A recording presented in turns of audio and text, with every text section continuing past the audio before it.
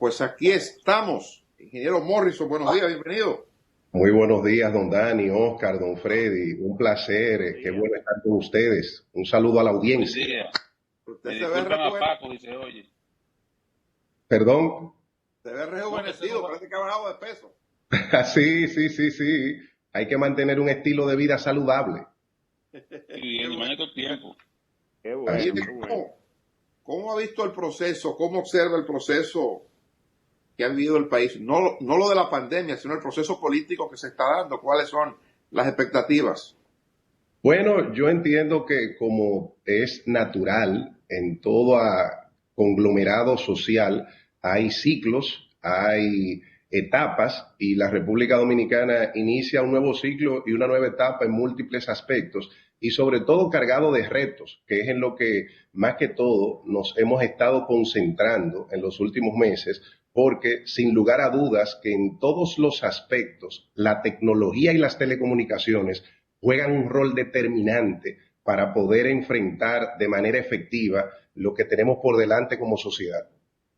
Bueno, este es su mundo, el de las telecomunicaciones.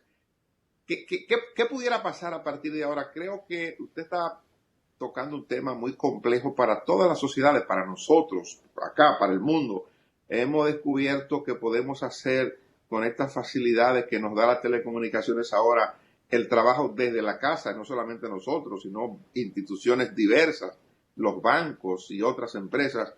¿Cómo puede eso cambiar? Incluso pudiera provocar algún nivel de desempleo, inclusive. Pudiera determinarse que no son necesarias tanta gente en una oficina para hacer un trabajo.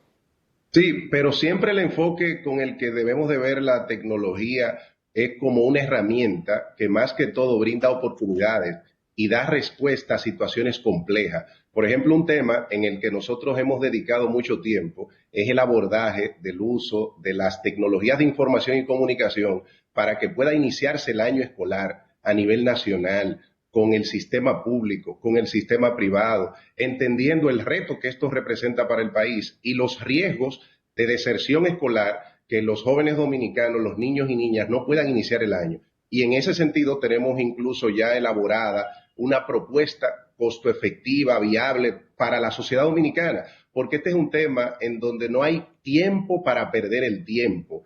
Era ayer que debíamos de haber tenido definida la forma, la modalidad, los pilares que se deben de abordar para iniciar el año escolar. Y en ese sentido ya tenemos incluso una serie de componentes aquí en nuestro país para poder utilizar la tecnología y las telecomunicaciones. Necesitamos primero conectividad, dar respuesta al componente de conectividad, que es el ancho de banda con el que se conectan los niños y niñas al proceso de enseñanza-aprendizaje. Pero necesitamos dispositivos, pero necesitamos también una plataforma de e-learning efectiva y eficiente y necesitamos contenido. ¿Cuál es el contenido que esa plataforma tendrá? Y para eso, en los dos primeros componentes, el tema de la conectividad y el tema de los dispositivos, se debe de llevar una gran alianza público-privada en donde las empresas de telecomunicaciones deben de jugar un rol estelar y hacer uso del Fondo de Desarrollo de las Telecomunicaciones. ¿Por qué lo digo? Porque va a ser un inicio de año escolar no desde las escuelas y los colegios, sino desde las casas, desde los hogares.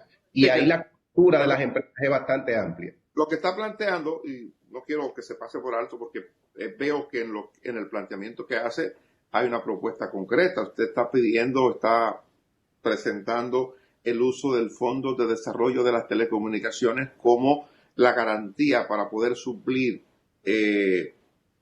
digamos que los equipos y los contenidos y mejorar la conectividad en alguna zona del país para que podamos tener o cerrar o disminuir la brecha digital. Es la propuesta. ¿Y tendrá fondos suficientes el Indotel para eso? Sí, es más que todo para poder subsidiar el ancho de banda, el acceso a Internet y para poder comprar o adquirir los dispositivos que entendemos que es prudente que sean dispositivos con una pantalla adecuada y estos son tabletas o phablets, que son celulares tabletas. Es una combinación entre el fondo que se debe de concentrar en la población crítica y esto lo hemos identificado de manera muy clara con herramientas muy puntuales que existen. Existe la forma de poder segregar a la población estudiantil dominicana. No todos los estudiantes aún del sistema público-privado, tienen la misma realidad socioeconómica. Y entonces hay que hacer una segregación. Hay estudiantes que requieren un subsidio, una cobertura financiera de esa conectividad a Internet, otros que no la necesitan. Y a través de ese fondo, con la participación de las empresas que prácticamente tienen una cobertura nacional y pudiendo brindar los equipos que se van a utilizar, se da respuesta a esos dos componentes. Usted sabe que el costo chiquito, a partir de cuando se hizo una modificación que establecía que el 2% que se pagaba como canon solamente sería un 1%, porque el otro 1% iba directamente a la tesorería, al Estado dominicano. Entonces, no sé si usted tendrá idea de lo que ese fondo pudiera tener hoy para atender a eso, que tiene lógica el planteamiento suyo. Sí, ciertamente hay una reducción, pero si lo focalizamos en la población más vulnerable, que más lo necesita, junto a los recursos que tiene el ministerio. Recordemos que el Ministerio de Educación maneja un presupuesto que le brinda la capacidad de poder dar respuesta y entendemos que esto permite que en muy poco tiempo el tema de los dispositivos y el tema de la conectividad se le dé una respuesta en no más de 2 meses. Pero los otros dos componentes de lo que hablé son la plataforma y el contenido de esa plataforma. Antes de que me avance, disculpe, ingeniero, antes de que me avance en esos otros dos puntos, sí, porque también lo incluye en la pregunta que le voy a hacer, parecería a partir de su propuesta de que lo que se ha hecho con República Digital es hasta ahora nada. Porque República Digital planteaba, entre otras cosas, todo eso que usted plantea y más cosas. De hecho, se distribuyeron dispositivos. Esos dispositivos supuestamente tenían contenido. Se trabajó con los prestadores de servicios para proveer anchos de banda en la zona de las escuelas y en algunos lugares que se identificaron. O sea, había supuestamente un trabajo hecho que debió ahora poderse verificar. Sin embargo, a partir de lo que usted está planteando y de la discusión que existe en el país, parecería que no se hizo nada o se hizo muy poco. ¿Cuál es el estatus que usted conoce de aquel proyecto tan importante de República Digital?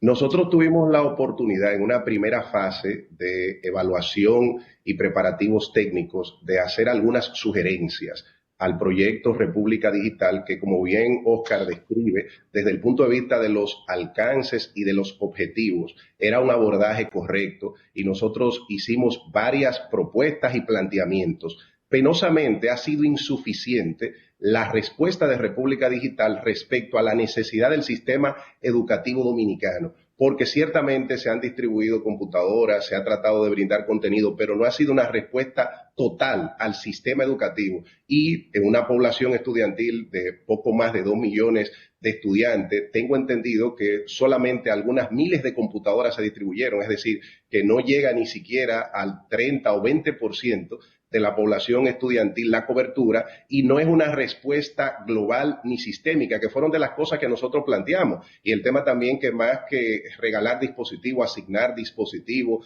darle seguimiento, darle responsabilidad a los estudiantes, y creo que esa iniciativa no va a permitir que podamos tener una respuesta al momento actual. Es por eso que hemos planteado estos pilares, que es una conjugación de elementos que ya existen, de creatividad, de alianza público-privada y sobre todo que nos permitiría como país estar listos en no más de 2 meses, porque no podemos seguir perdiendo el tiempo. Decía que los otros dos componentes son igual de fundamentales. ¿Qué plataforma utilizar? Porque esto no se trata solamente del acceso a Internet. Después que un estudiante tiene el acceso y tiene el dispositivo, a través de qué plataforma de e-learning se podrá brindar el contenido educativo a la sociedad dominicana. Para eso hay una plataforma que es totalmente gratis, que es desarrollada por la empresa de tecnología más importante del mundo, que es Google, la que desarrolló el buscador, la que desarrolló Gmail, la que tiene la plataforma de aplicaciones de tecnología más diversa, y se llama Google Classroom, una plataforma de e-learning que es gratuita, que es robusta, que el Estado dominicano la puede comenzar a utilizar ya, que ya en Italia, por ejemplo, el sistema de educación italiano la implementó, que ya en El Salvador se implementó, y planteamos de manera específica esa herramienta porque es gratis, porque la podemos implementar en 2 meses. ¿Perdón? ¿Está en español? ¿Está en español, en castellano? Está en español. ¿Coincide con los contenidos de la currícula dominicana? Por eso el cuarto componente es el contenido, porque dentro de esa plataforma introducimos el contenido. El contenido dominicano, hay algunos libros que ya están en formato digital, hay otros contenidos multimedia que están en video, y lo bueno de esta plataforma es que nos sirve para lograr una coordinación. Por ejemplo, la escuela Patria Mella, se hace la escuela virtual Patria Mella en Google Classroom. Todo controlado desde el ministerio. Cada escuela o colegio tendría su cuenta. Dentro de cada escuela estarían las aulas virtuales. ¿Qué permite eso? Que se pueda tener un seguimiento a cada estudiante, cuándo se conectó, si entregó la práctica, las respuestas e interacciones que tengan los profesores a través de video, compartir con ellos. Y esto nos permite tener mayor control de la calidad del proceso educativo y sobre todo poder llevar una oportunidad de no retrasar. En el sector privado hay ya muchos centros, muchas escuelas y colegios que están preparados de alguna manera, pero hay una gran cantidad de escuelas que no. Entonces, esta iniciativa puede permitir homogeneizar la realidad del sector educativo dominicano para que podamos iniciar un año escolar que no se pase de 2 o 3 meses. ¿En 2 meses es posible hacerlo, ingeniero, dice usted? ¿Todo Yo eso diría, en 2 meses? yo diría que con un plan bien articulado, con una adecuada gestión de proyectos, se puede trabajar en paralelo varios elementos. Primero, la capacitación. El aprender a utilizar Google Classroom para un profesor solamente requiere que haya tenido previamente la experiencia de utilizar Gmail.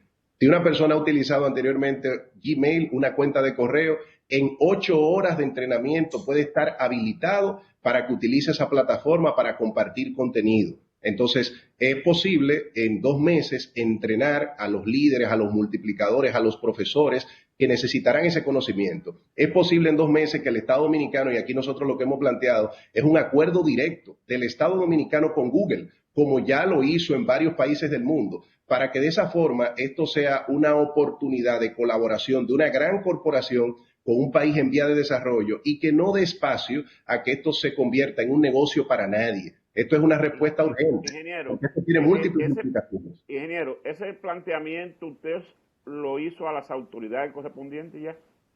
No he tenido la oportunidad, como tenemos como tradición, ya hace más de unos 15 o 20 años, lo hemos estado compartiendo a través de los medios y en espacios como estos que nos dan la oportunidad de que nosotros podamos vertir la visión y la utilización de la tecnología como una herramienta para el desarrollo, pero no hemos podido plantearle a las autoridades, ojalá que ellos hayan podido en alguna de las intervenciones que hemos tenido verlo, aprovecharse de esa iniciativa y aplicarla, porque lo que más me preocupa, y es por eso que no solamente en mi caso, sino que junto a otro grupo de técnicos y colegas hemos pensado en un abordaje, es que siento que todavía no tenemos una respuesta. Y cada semana que pasa, cada mes que pasa, en un contexto tan crítico de salud que estamos viviendo, de estrés, de desafío para la población, cada joven que dure una cantidad de meses desvinculado de la educación, potencialmente es un desertor, y ese desertor potencialmente se involucra en actividades antisociales, se incrementa la delincuencia,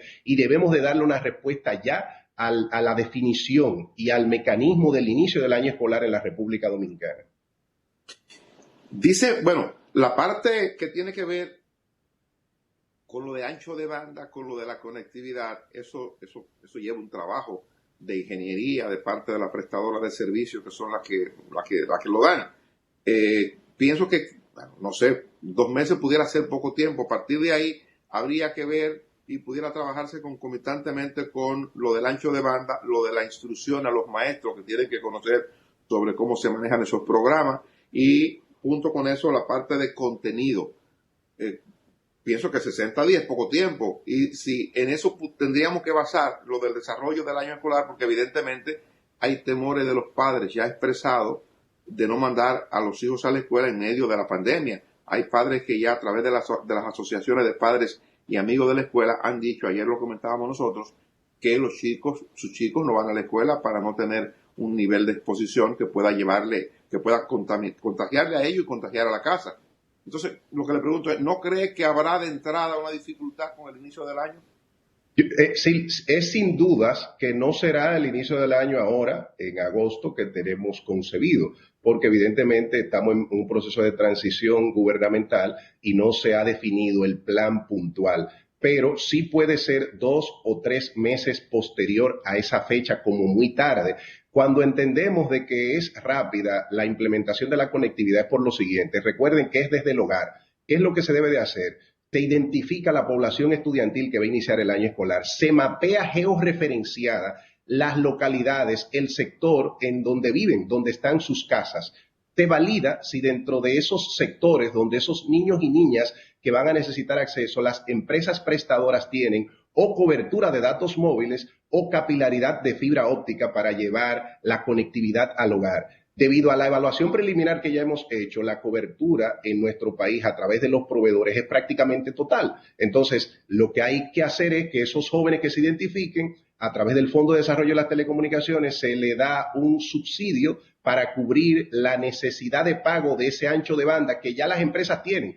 No es que ni siquiera tienen que hacer un deployment o implementación, es que ya hay una cobertura existente. No es que vamos a hacer una nueva red, es que vamos a utilizar las redes de cobertura de las empresas prestadoras. Y esto se debe de segregar utilizando, por ejemplo, base de datos de información crediticia y la misma base de datos de las empresas. El padre o tutor del niño o la niña tal, cédula tal, se identifica en una base de datos de información crediticia y se sabe si ese padre o tutor tiene la capacidad económica para pagar un internet, si ya tiene un internet, y se puede hacer una depuración objetiva, bien documentada, que evite cualquier tipo de manejo inadecuado de este tipo de iniciativa con impacto social. Luego, la minoría que al final no esté dentro de un marco mínimo de cobertura, se pueden desarrollar guías escolares. Hay ya grandes avances en el tema de la educación a distancia o la educación por correspondencia. ¿Qué se hace con esa minoría? Que se le entregan sus materiales impresos, se le pide y explica cómo completar las tareas